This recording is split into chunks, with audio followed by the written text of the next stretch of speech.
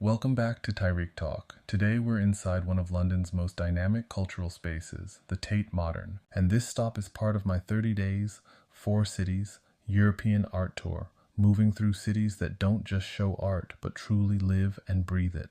Walking into the Tate Modern, there's always this shift from the noise of the city into something more reflective. The building itself, a former power station, carries this industrial presence, but inside, it opens into spaces where light, sound, and image take over. And it's within this environment that the work of Nalini Malani becomes especially powerful. Nalini Malani is known for creating immersive, multi-layered installations that combine video, painting, mythology, and sound. Her work often draws from ancient stories, but she reinterprets them through a contemporary lens, bringing in themes of violence, displacement, gender, and memory. One of her most striking approaches is her use of rotating translucent cylinders, painted with expressive, almost dreamlike figures. As these cylinders turn, projected light casts moving shadows across the walls, creating an environment that feels alive, constantly shifting, never fixed. You're not just looking at the work, you're inside it. Figures appear and disappear, narratives overlap, there's no single focal point. Instead, you're surrounded by fragments of stories, some familiar, some abstract, all unfolding at once.